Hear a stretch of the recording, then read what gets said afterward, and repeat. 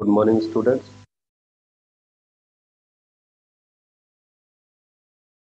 चलिए तो model set first हम लोग कर रहे थे 11th का। और उसमें कुछ क्वेश्चन हम लोगों ने किए भी थे डिटेल में।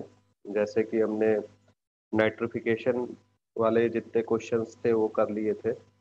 इसके अलावा फोटोसिंथेसिस के क्वेश्चंस कर लिए थे। अब आगे के कुछ क्वेश्चंस हैं उनको करेंगे। तो उसके आगे का क्वेश्चन है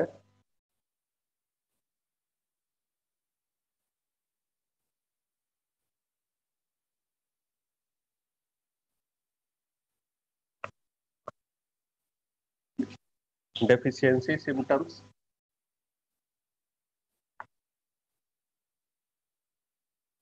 of actively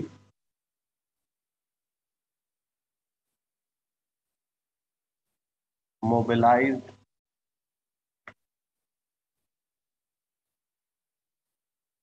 minerals appears first in। तो क्वेश्चन है कि deficiency symptoms of actively mobilise minerals appear first in, मतलब सक्रिय रूप से गतिशील रहने वाले तत्वों के अपर्याप्तता के लक्षण सर्वप्रथम किस भाग में प्रदर्शित होते हैं। ठीक है, तो इसके ऑप्शन है A older leaves, B new leaves, C fruits और डी है फ्लावर। तो जनरली कोई भी डेफिशिएंसी सिम्टम्स अगर प्लांट्स में दिखेंगे तो वो फर्स्ट जो ओल्डर लीव्स होंगी उनमें दिखेंगे, यानी कि पुराने पत्ते में। उनमें फोटोसिंथेटिक एक्टिविटी कम हो जाती है, येलोइंग शुरू हो जाती है। ठीक है, तो जितनी भी ओल्डर लीव्स है उनमें डेफिशिएंसी सिम्टम्स पहले दिखेगा एक्टिवली मोबिलाइज मिनरल के अपीयर होने से। अगला क्वेश्चन है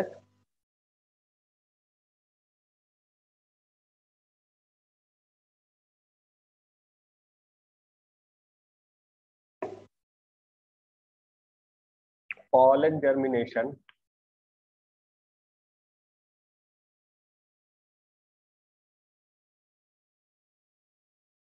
is associated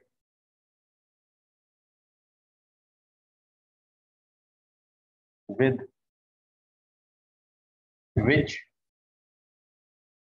of the following minerals।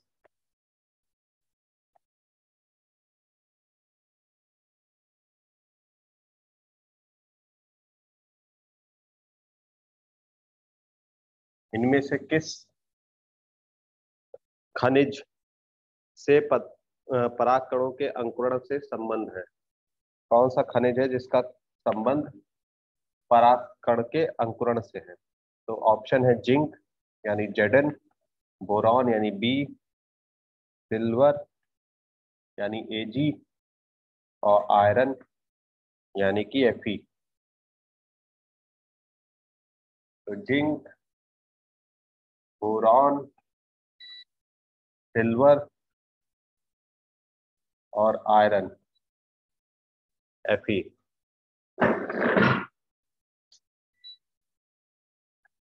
तो इनमें से पूछा गया है कि किस का संबंध पॉलन के जर्मिनेशन से यानी कि पॉलन के अंकुरण से है। तो वो है बोरॉन।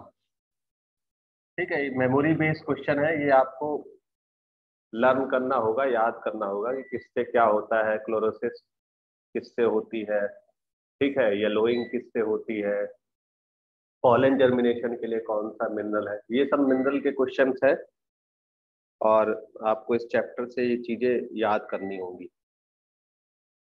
अगला क्वेश्चन देखते हैं।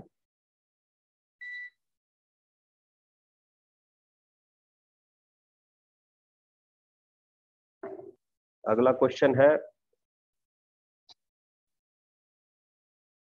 फॉर्मेशन ऑफ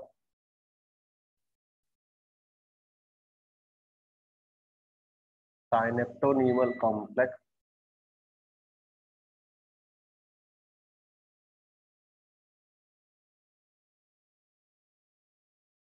takes place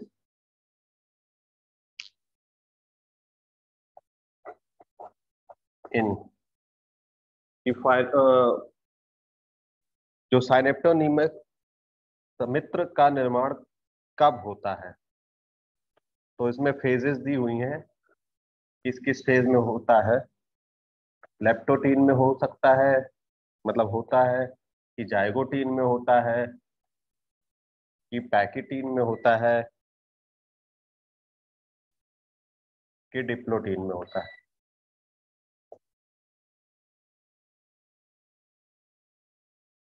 तो ये लेप्टोटीन, जाइगोटीन, पैकिटीन और डिप्लोटीन साइनेप्टोनीमल कॉम्प्लेक्स किस फेज में होता है। देखिए पहले समझ लेते हैं इसको, ये समझने वाला क्वेश्चन है, तो इसको आपको बता दे रहे हैं। जो सेल्स डिवीजन होता है,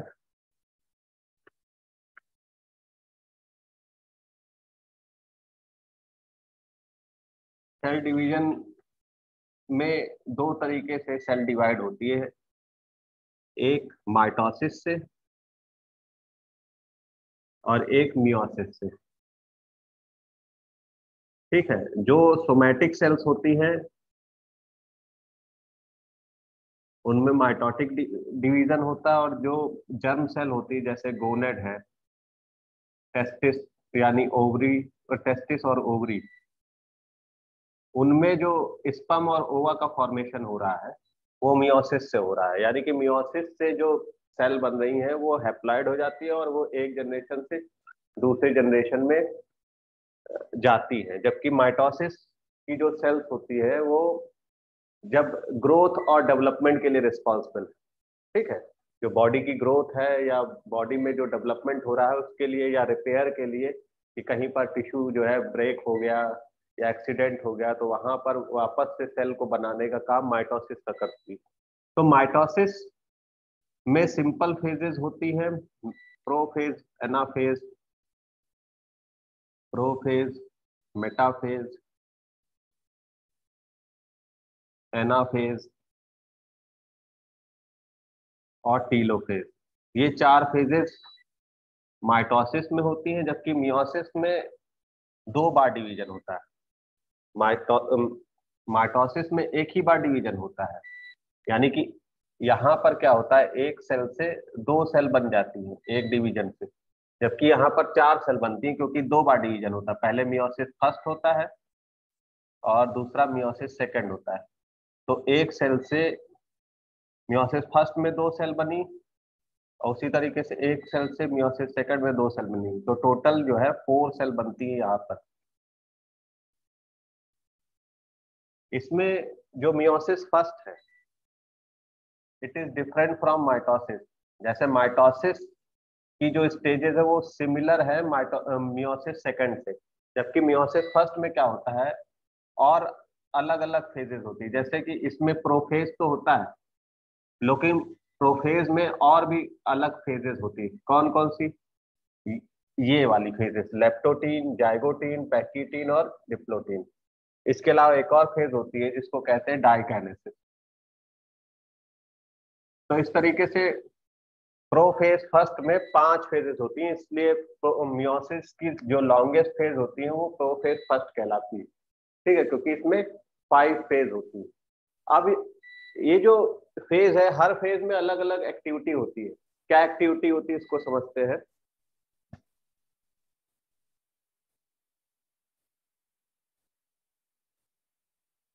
जो मियोसिस फर्स्ट है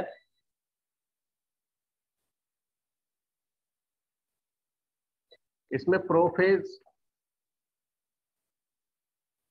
फर्स्ट में पहली जो फेज होती है लेप्टोटीन, इसमें सिंपल क्या होता है, पहले जो क्रोमेटिन फाइबर होता है, यानी जो न्यूक्लियस है उसके अंदर इस तरीके से थ्रेड लाइक क्रोमेटिन फाइबर होता है, ये क्रोमोसोम बना लेते हैं।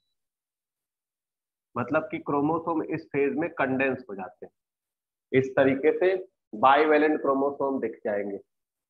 फिर जाइगोटीन स्टेज में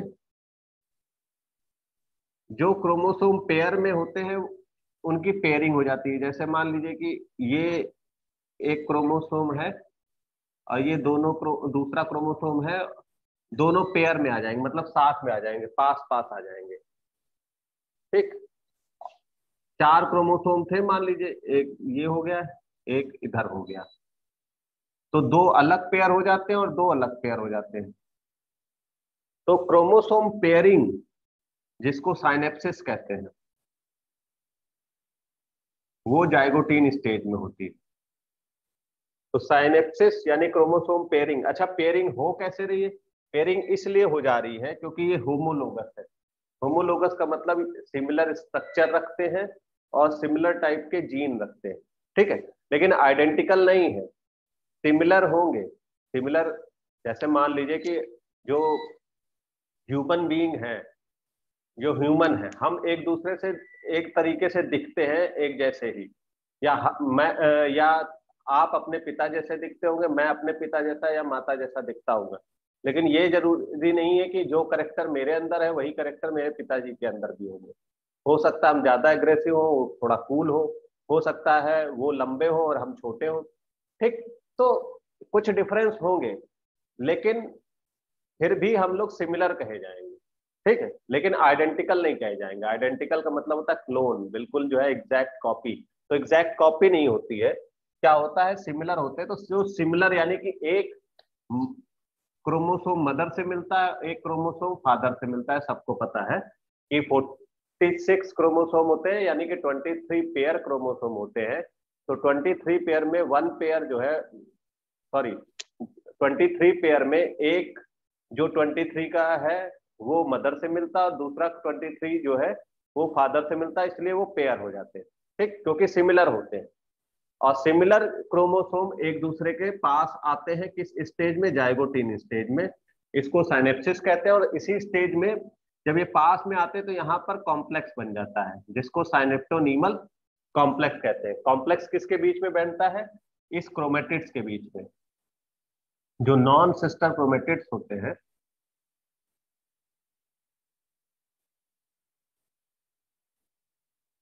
इनके बीच में साइनेप्टोनीमल कॉम्प्लेक्स बनता है। सिस्टर क्रोमेटिड्स के बीच में नहीं बनता है। नॉन सिस्टर मतलब कि जो क्रोमोसोम है, इस तरीके से क्रोमोसोम का स्ट्रक्चर है।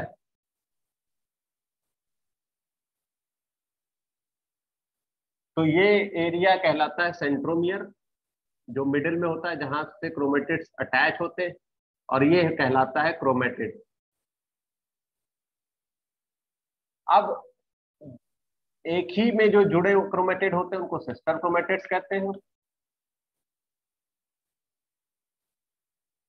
और अलग अलग जोड़े को नॉन सिस्टर क्रोमेटिड्स कहते हैं।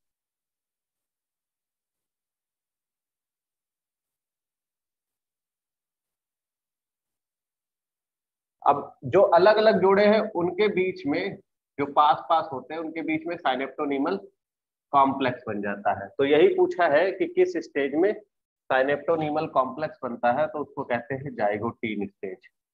अब इस स्टेज के बाद जो अगली स्टेज होगी यानी पैकिटीन, वहां पर क्या क्या होगा? ये क्रॉसिंग ओवर होगा। अब ये कॉम्प्लेक्स जो है इसको और क्लोज ले आएगा और ये एक दूसरे को क्रॉस करेंगे और क्रॉसिंग ओवर होगा। क्रॉसिंग ओवर से क्या होगा?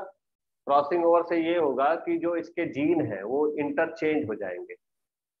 ठीक है, इंटरचेंज का मतलब है कि जीन जो सेगमेंट है, फॉर एग्जांपल मान लीजिए इस तरीके से क्रोमोसोम है और ये दूसरा क्रोमोसोम।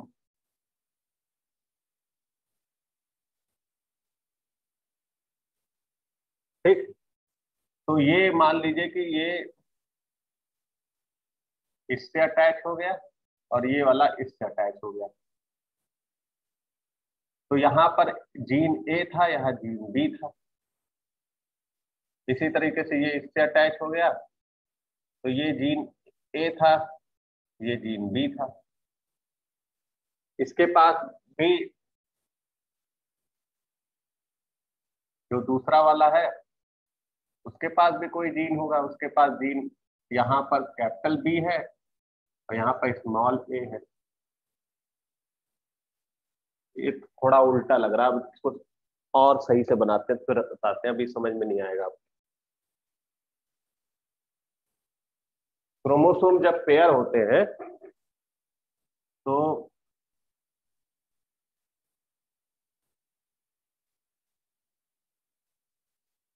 ये क्रोमोसोम हो गए और यहाँ पर पेयरिंग हो गई,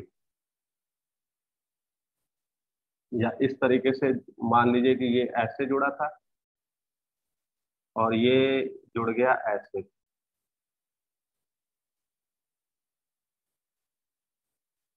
तो ये इनके बीच में क्या हुआ, अटैचमेंट हो गया। अटैचमेंट से इसके पास ये एलील थे इसके, और इनके पास इस तरीके के एलील थे, कैपिटल में, इसके पास स्मॉल में थे। अब क्या होगा, ये जब क्रॉसिंग ओवर हुआ तो ये वाला इससे जुड़ जाएगा और ये इससे जुड़ जाएगा। तो क्या होगा, जो आगे गैमेट बनेंगे उनमें चेंज हो जाएगा। अब यहाँ ए बी रह गया यहाँ, लेकिन स्मॉल ए कैपिटल बी के साथ जुड़ गया, इसी तरीके से कैपिटल ए स्मॉल बी के साथ जुड़ गया, और कैपिटल ए कैपिटल बी तो था ही। तो ये दोनों चेंज हो जाते हैं। तो ये दोनों चेंज क्यों हो रहे हैं, क्योंकि क्रॉसिंग ओवर हो रहा है। और किस स्टेज में हो रहा है, पैकीटीन स्टेज में। पैकीटीन स्टेज के बाद डिप्लोटीन में क्या होगा, कियास्मेटा फॉर्मेशन होगा, मतलब फिजिकल अटैचमेंट होगा। और उसके बाद डाइकेनेसिस में ये न्यूक्लियर मेम्ब्रेन और न्यूक्लियोलस ये डिसअपियर हो जाएंगे। तो इस क्वेश्चन का आंसर कि साइनेप्टोनीमल कॉम्प्लेक्स किस स्टेज में बनता है, तो वो हो जाएगा जाइगोटीन स्टेज में। अगला क्वेश्चन है,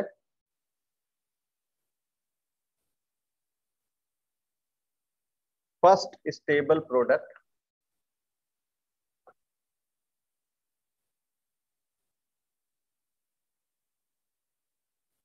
इन C3 cycle is. C3 cycle का पहला स्टेबल प्रोडक्ट क्या होगा, ऑप्शन है 3 फॉस्फोग्लिसरेट ग्लिसरिक एसिड, यानी 3 PGA। दूसरा है ऑक्जेलो एसिटिक एसिड,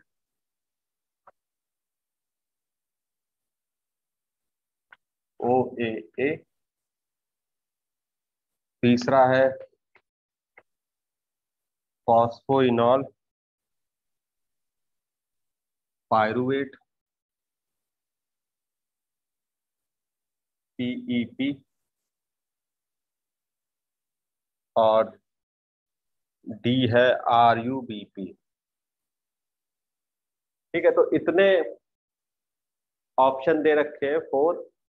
अब इन 4 ऑप्शन में आपको बताना है कि जो C3 साइकिल है उसमें जो पहला स्टेबल प्रोडक्ट है, स्टेबल प्रोडक्ट का मतलब स्थायी उत्पाद क्या बनता है। तो देखिए C3 साइकिल को is also known as Calvin cycle. ठीक है, क्योंकि इसको केल्विन ने डिस्कवर किया था, इसको पढ़ लीजिएगा, बहुत इंपॉर्टेंट साइकिल है। और इसका काम क्या होता है C3 साइकिल में, C3 साइकिल होती है स्ट्रोमा में। स्ट्रोमा मतलब क्लोरोप्लास्ट का जो लिक्विड पोर्शन होता है उसको स्ट्रोमा कहते हैं। उसके अंदर C3 साइकिल होती है। C3 साइकिल में जो कार्बन होता है उसका एसिमिलेशन होता है, कार्बन से कार्बोहाइड्रेट बनाया जाता है।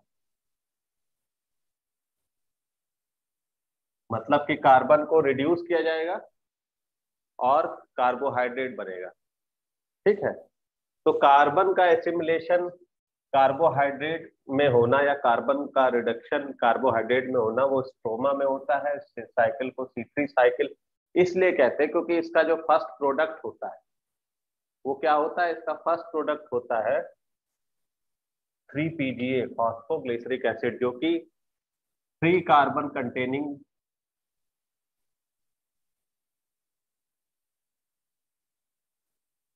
कंपाउंड है। तो दो C3 साइकिल में 2 मॉलिक्यूल ऑफ 3 फॉस्फोग्लिसरिक एसिड बनता है। ठीक। अब ये जो 3 फॉस्फोग्लिसरिक एसिड होता है, यही यही पहला स्टेबल प्रोडक्ट है, इसीलिए इसको C3 साइकिल कहते हैं, क्योंकि 3 कार्बन कंटेनिंग होता है, फॉस्फोग्लिसरिक एसिड बनता है, और ये C3 प्लांट में होता है। C3 प्लांट यानी कि ये मीजोहिल सेल्स के मीजोफिल सेल्स में ये प्रोसेस होती है। कौन सी? C3 process. ठीक है, तो C3 प्रोसेस जो प्लांट है उसके लीव्स में मीजोफिल सेल्स होती है। मीजोफिल सेल्स में क्लोरोप्लास्ट होता है, क्लोरोप्लास्ट में स्ट्रोमा होता है, और स्ट्रोमा क्या करता है? कार्बन को कार्बोहाइड्रेट में रिड्यूस करता है, और प्रोडक्ट क्या बनता है? सबसे पहला जो स्टेबल प्रोडक्ट है वो 3 फॉस्फोग्लिसरिक एसिड, जो कि 3 कार्बन कंटेनिंग होता है, इसलिए इस साइकिल को C3 साइकिल कहते हैं।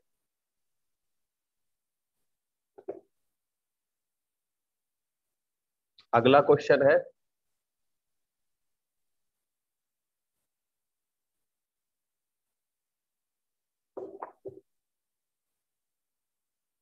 Who discovered oxygen? Who discovered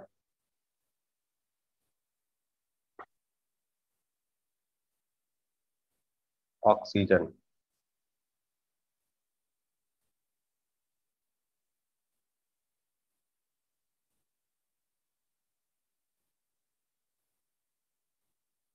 तो इसके ऑप्शन है ब्लैकमैन, बी है जोसेफ प्रिस्टले, तीसरे P.W. एंगलमान, और डी है इगनहॉस। तो पूछा गया है कि किसने ऑक्सीजन को डिस्कवर किया है, ब्लैकमैन ने, कि प्रिस्टले ने, कि एंगलमान ने, कि इगनहॉस ने? तो इसका आंसर होगा प्रिस्टले। मेमोरी बेस्ड क्वेश्चन है, यानी कि आपको इसको याद करना पड़ेगा कि किसने ऑक्सीजन को डिस्कवर किया। तो किसने किया था? जोसेफ प्रिस्टले ने।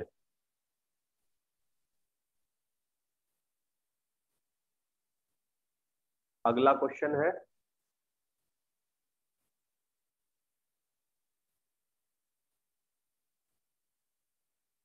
which among which among the following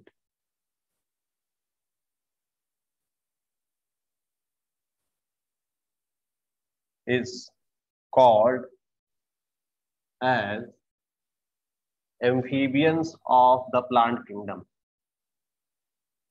Amphibians of the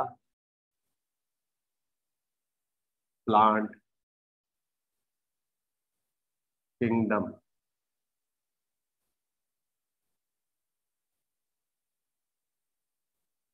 किसको जो है वो प्लांट जगत का उभयचर कहा जाता है? ऑप्शन है एल्गी यानी शैवाल, बी है फंजाई यानी कवक, सी है bryophytes,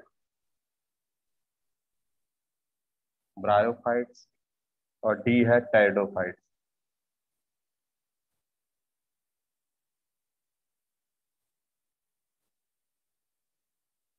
algae, fungi, bryophytes and pteridophytes.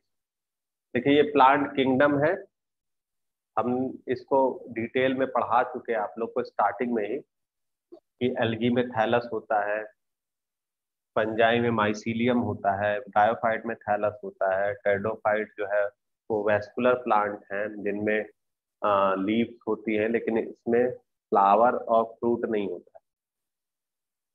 तो अब ये पूछा जा रहा है कि इसमें एम्फीबियन यानी उभयचर ऑफ द प्लांट किंगडम किसे कहते हैं?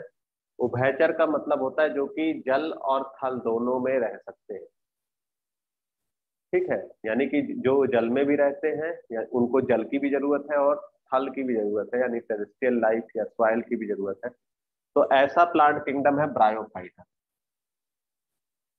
यानी ब्रायोफाइटा को amphibian of the plant kingdom कहा जाता है। क्यों कहा जाता है? क्योंकि ब्रायोफाइटा में वैस्कुलर बंडल नहीं होते। वैस्कुलर बंडल मतलब जाइलम फ्लोएम नहीं होते हैं, इसलिए उसको वाटर की लाइफ चाहिए होती है, मतलब वाटर चाहिए होता है, ठीक है, फॉर रिप्रोडक्शन के लिए और ग्रोथ के लिए। तो bryophyta is also known as amphibian of the plant kingdom. जबकि टाइडोफाइट जो होते हैं वेस्कुलर प्लांट होते हैं और ये जनरली थल में रहते हैं, यानी कि सॉइल में रहते हैं।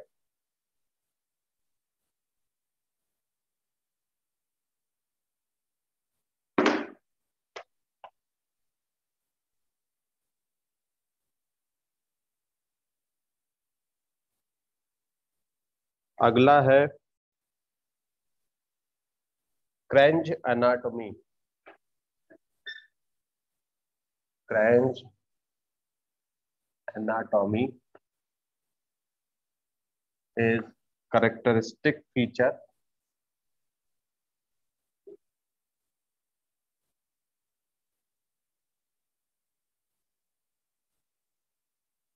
of क्रेंज एनाटॉमी किसका करेक्टरिस्टिक फीचर है? ए C3 प्लांट,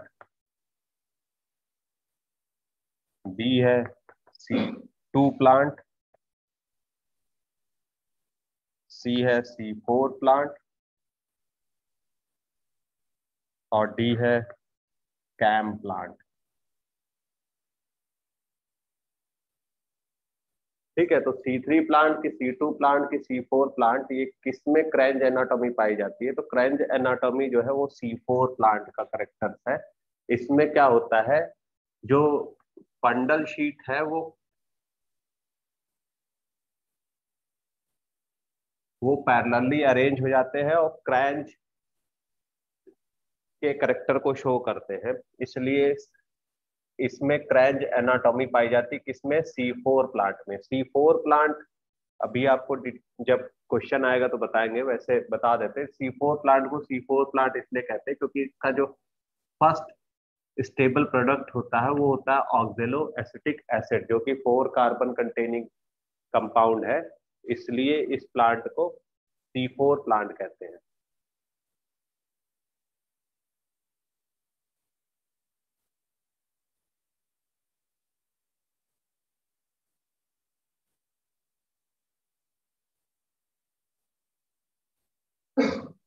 अगला क्वेश्चन है which one is an egg laying mammals.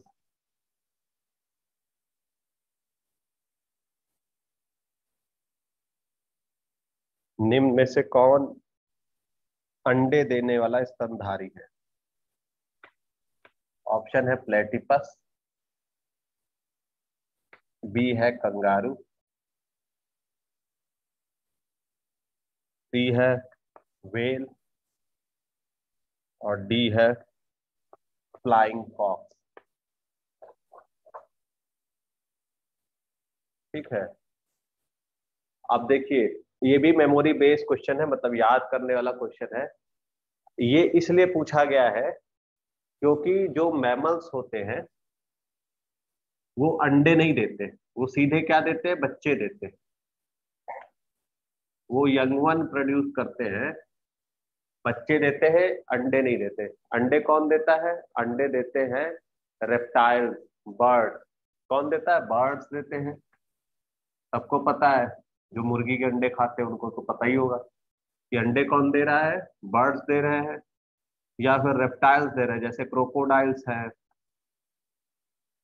इसके अलावा लिजर्ट है, ये भी अंडे देते हैं। तो जो रेप्टाइल्स होते हैं यानी सरीसृप, और जो बर्ड्स होते हैं यानी पक्षी, ये अंडे देते हैं। जबकि जो मैमल्स होते हैं ये क्या देते हैं? यंग वन प्रोड्यूस करते हैं। बच्चे देते हैं। तो पूछा गया है कि इनमें से भी एक कोई ऐसा मैमल्स है जो कि अंडे देता है। तो हाँ, एक मैमल्स है जो कि अंडे देता है, उसका नाम है डकबल प्लेटिपस, जिसको जिसका जूलॉजिकल नेम है ऑर्निथोरिंकस। ठीक है।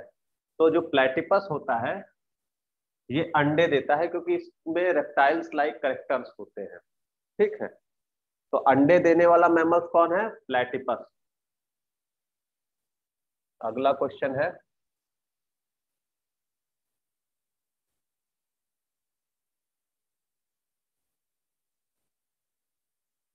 Dash dash dash is not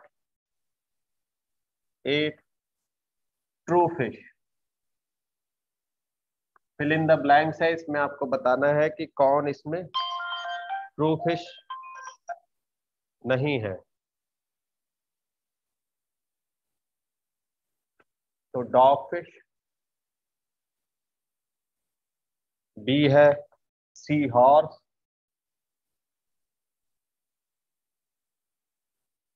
D है स्टार फिश,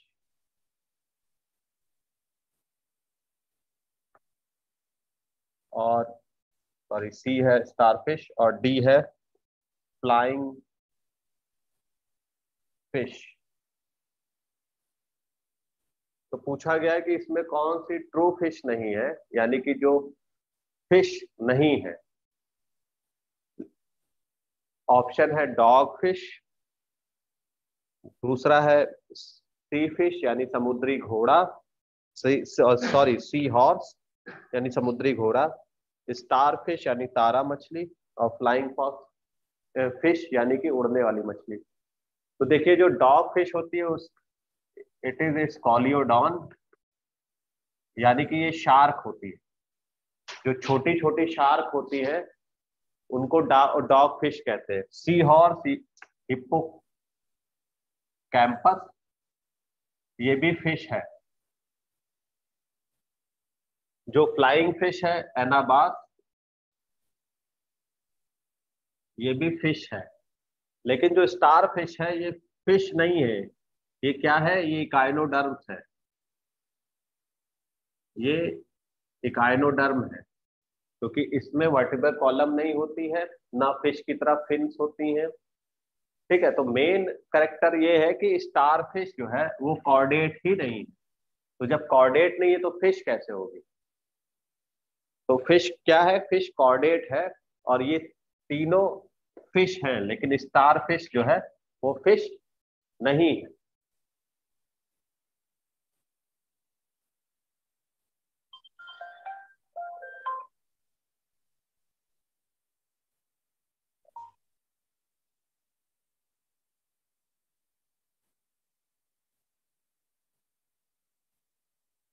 अगला क्वेश्चन है, which one is a characteristic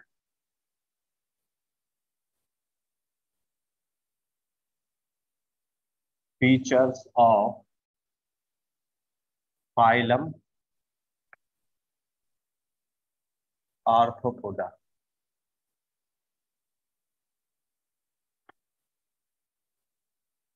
इसमें कौन सा आर्थ्रोपोडा का करेक्टर है? ए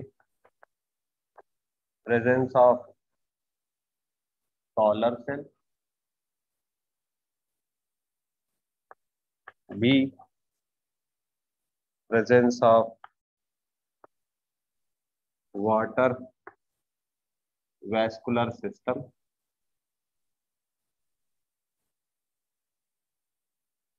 सी प्रेजेंस ऑफ रेडुला, और डी है प्रेजेंस ऑफ ज्वाइंट अपेंडेजेस।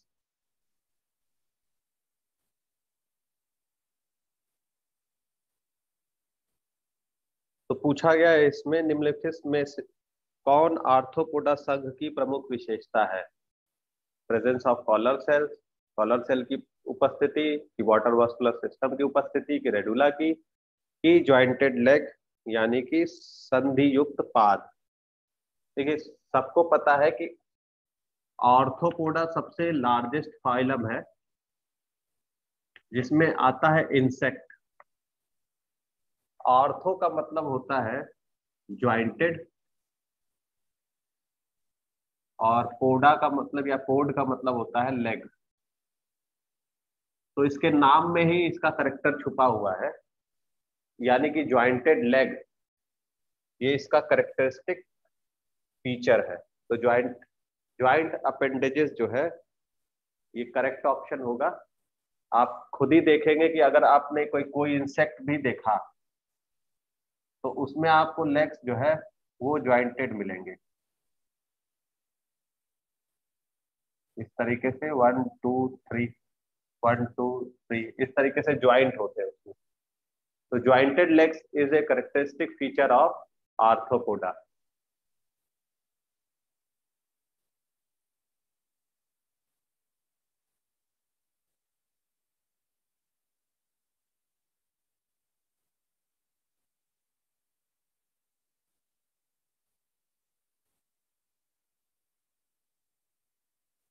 अगला क्वेश्चन है डबल फर्टिलाइजेशन। बहुत इंपॉर्टेंट क्वेश्चन है और अधिकतर पूछा जाता है।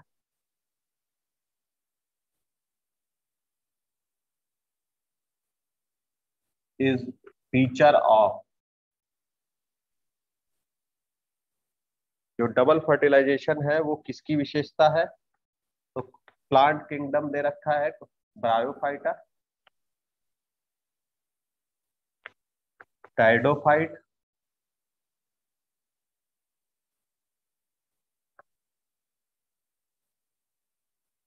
Angiosperm, gymnosperm.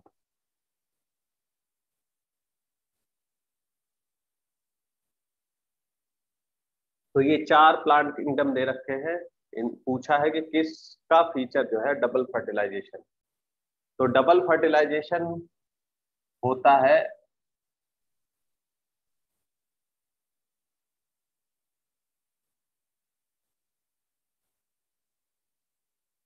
डबल फर्टिलाइजेशन होता है किसमें? एंजियोस्पर्म में। एंजियोस्पर्म में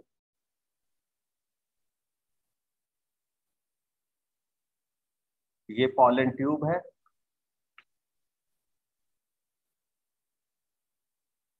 ये जो है ओव्यूल है। इस ओव्यूल में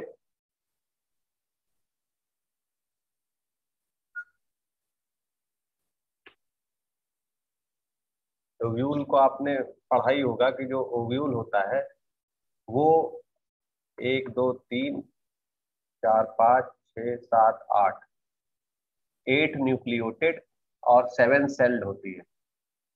8 न्यूक्लिएटेड और 7 सेल्ड होती है। 7 सेल का मतलब 1 2 3, और ये दोनों को एक ही में काउंट किया जाता है। तो 4 हो गई, 5 6 7, तो 7 सेल हो गई और 8 न्यूक्लियस हो गए। इसको कहते हैं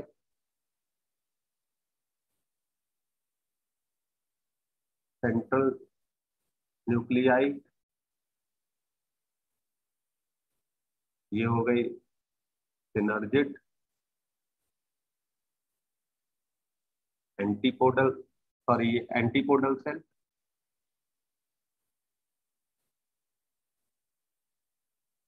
बायोलॉजी की 12th वाली क्लास में आपको सबसे पहले बताया होगा, ये दो हो गई सिनर्जिड्स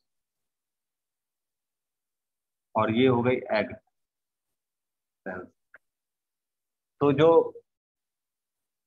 यहाँ से पॉलन आता है, जो माइक्रो न्यूक्लियस आता है, वो एक बार एग सेल को फर्टिलाइज करता है और एक माइक्रो न्यूक्लियाई जो है वो सेंट्रल न्यूक्लियाई को फर्टिलाइज करता है। तो जो सेंट्रल न्यूक्लियाई को फर्टिलाइज करता है वो आगे चल के बनाता है एंडोस्पर्म। अब सेंट्रल न्यूक्लियाई दो हो गए न्यूक्लियस और एक माइक्रो न्यूक्लियस हो गया या पॉलन हो गया। तो ये कितनी सेल हो गई? 3 सेल। तो ये 3n हो जाती है। इंडो स्पर्म जो है 3n होती है इसी तरीके से जो पॉलन सेल एग सेल को फर्टिलाइज करेगी वो कितनी हो जाएगी, एग सेल प्लस पॉलन, तो यानी 1 1, तो ये 2n हो गई। तो एग जो जाइगोट होता है एग के फ्यूजन से बनता है वो तो 2n होता है, लेकिन जो इंडोस्पर्म बनता है आगे चल के वो होता है 3n। तो ये फर्टिलाइजेशन कि एक बार सेंट्रल न्यूक्लियाई फर्टिलाइज हो और एक बार एग सेल फर्टिलाइज हो, यानी कि 2 टाइम फर्टिलाइजेशन हुआ है, इसीलिए इसको डबल फर्टिलाइजेशन कहते हैं। ठीक है। और ये किसकी खासियत है, ये सिर्फ और सिर्फ एंजियोस्पर्म यानी कि आवर्त बीजी जो पादप होते हैं उनमें ही होता है। अगला क्वेश्चन है,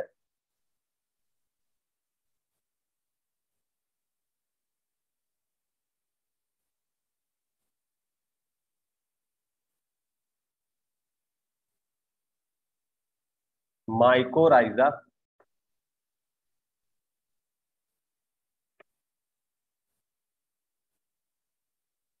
इज एन एसोसिएशन ऑफ,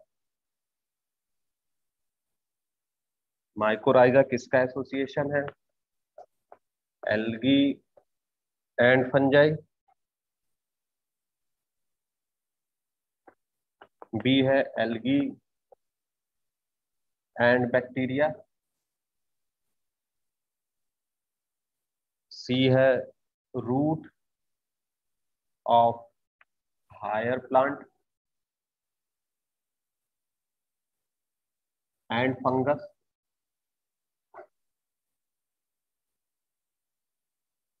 और डी है बैक्टीरिया एंड फंजाई।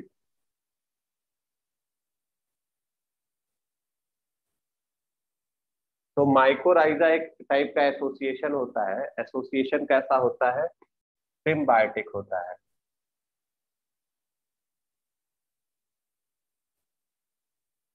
मतलब सहजीवी, साथ में रहते हैं ये। तो साथ में एल्गी और फंजाई भी रहते हैं, लेकिन उसको माइकोराइजा नहीं, उसको लाइकेन कहते हैं। और हायर रूट प्लांट और फंजाई जब साथ में रहते हैं तो उसको माइकोराइजा कहते हैं।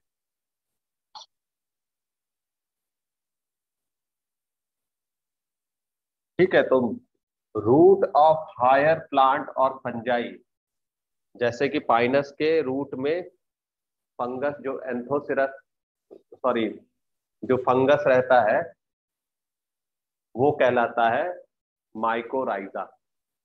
ठीक है। तो माइकोराइजा एसोसिएशन हो गया फंगस और हायर प्लांट के रूट का, जबकि एल्गी और फंगस का एसोसिएशन लाइकेन कहलाता है।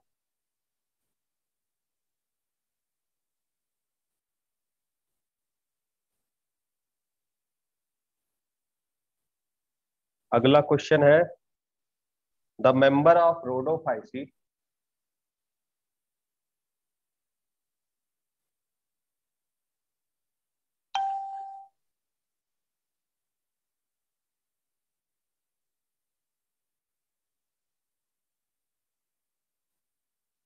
आर कॉमनली कॉल्ड,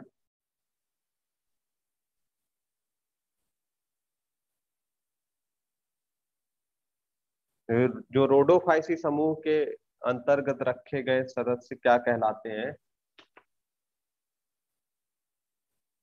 तो ऑप्शन है ब्राउन एल्गी,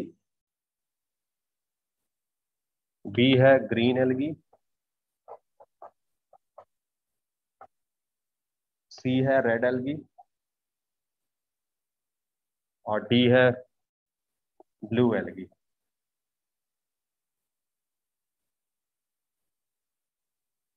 ठीक है। कि भूरा शैवाल, हरा शैवाल, लाल शैवाल की नीला शैवाल क्या कहलाता है जो रोडोफाइसी के मेंबर होते हैं। तो देखिए ब्राउन एल्गी जो है वो फियोफाइसी है,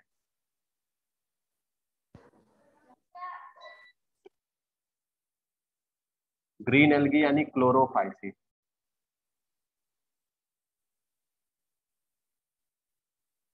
जबकि ब्लू एल्गी कोई होती नहीं है। तो बच्ची रेड एल्गी, ये होती है रोडोफाइसी। ठीक है। रेड, सी, रेड एंगल। रेड एल्गी बेटा, एंगल नहीं। तो रेड एल्गी जो है वो, या लाल शैवाल, वो कहलाती है रोडोफाइसी।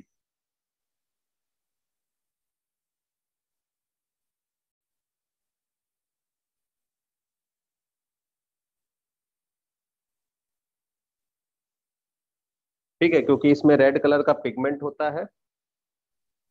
अगला क्वेश्चन है, ये सब बहुत कॉमन क्वेश्चन हैं जो पूछे गए हैं और पूछे जाते हैं क्योंकि इंपॉर्टेंट है।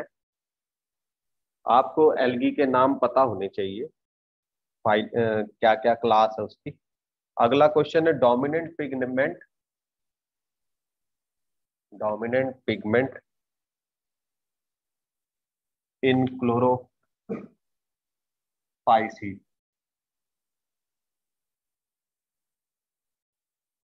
जो क्लोरोफाइसी ग्रुप है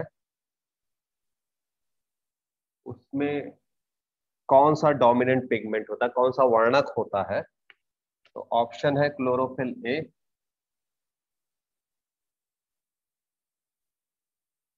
बी है क्लोरोफिल बी,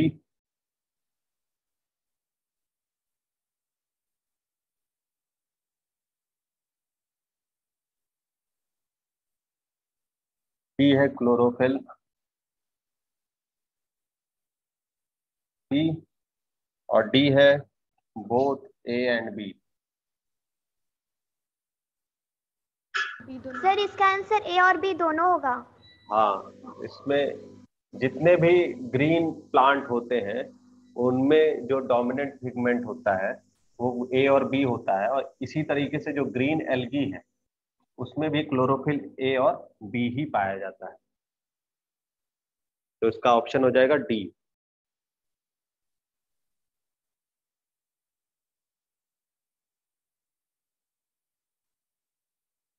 अगला क्वेश्चन है, विच ऑफ द फॉलोइंग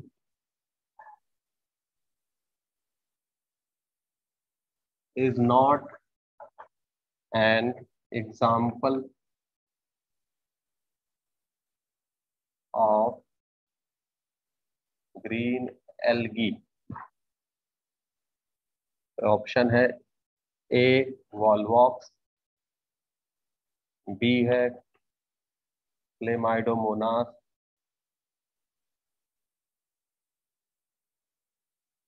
सी है तारा, और डी है लेमिनेरिया। तो सर इसका आंसर डी होगा, लेमिनेरिया। हाँ, इसका आंसर डी होगा, लेमिनेरिया, क्योंकि ये जो लेमिनेरिया है ये ब्राउन एल्गी, इफियोफाइसी ग्रुप का मेंबर है, जबकि बाकी तीनों जो एल्गी हैं वो क्लोरोफाइसी की हैं, यानी ग्रीन एल्गी। वॉलवॉक्स भी, क्लेमाइडोमोनास भी, और कारा भी। और कारा जो है वो लार्जेस्ट ग्रीन एल्गी होता है।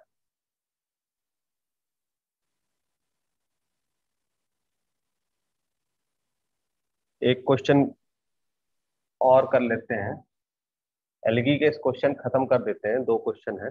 क्वेश्चन है, इन रोडोफाइसी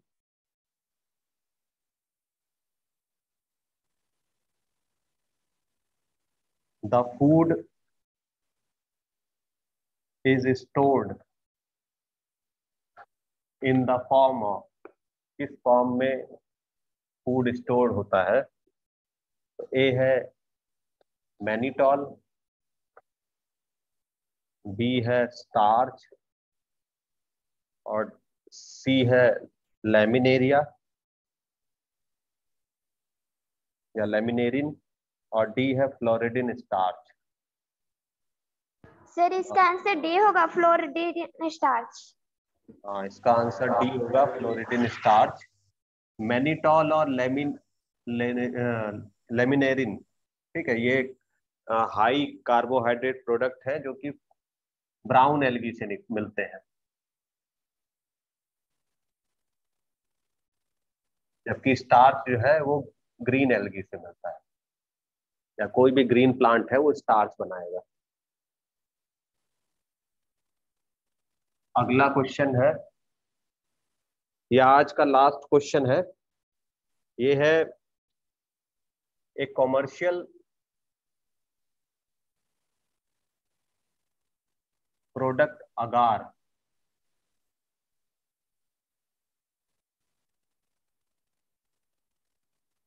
बहुत इंपॉर्टेंट प्रोडक्ट है ये agar, which is used to grow microbes, is obtained from। जो अगार है वो किससे मिलता है? तो ए है जिलीडियम, बी है ग्रेसिलेरिया, सी है कैराग्रीन, और डी है both A and B. Sir both A और बी दोनों। ए और बी, तो इसका ए और बी दोनों होगा।